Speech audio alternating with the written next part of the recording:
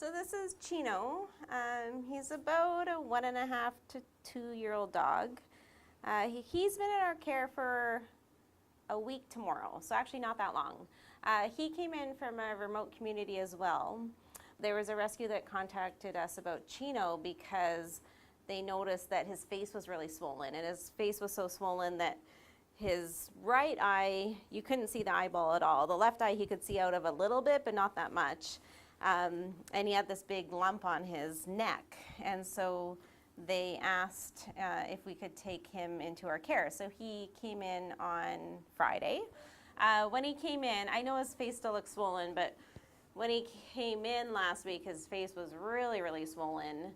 And he had this fluid-filled lump under his jaw, which is probably from some sort of trauma. I'm guessing he got into a dog fight or something, and it separated the skin from the muscle, and so then it ends up being this space that just fills up with fluid.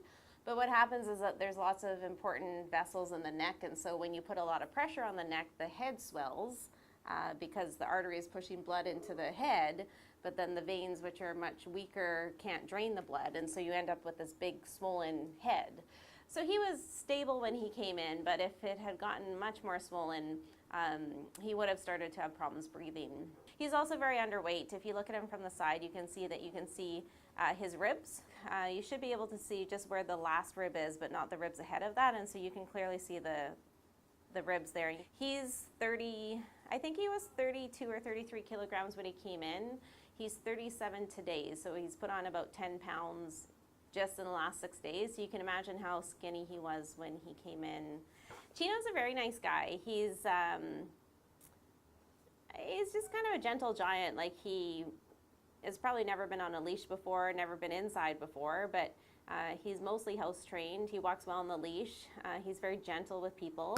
He's just a really nice personality dog. He's adapted to being inside very well.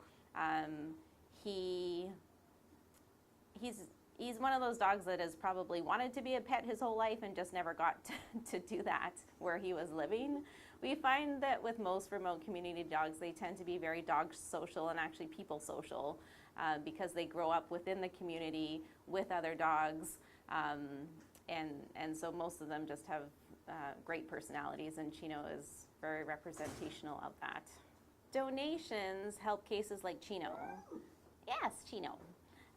So Chino has been neutered, he's been vaccinated, he's been dewormed, he's been treated for mites, and he's had the swelling under his chin treated with pain medication and antibiotics. He's also being housed here, getting 6 cups of food a day so that he can put on weight.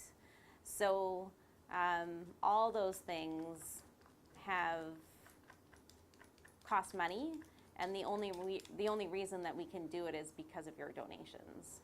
Otherwise, Chino would not have been able to come in, would not have been treated, and wouldn't be, just days away from going on into adoptions.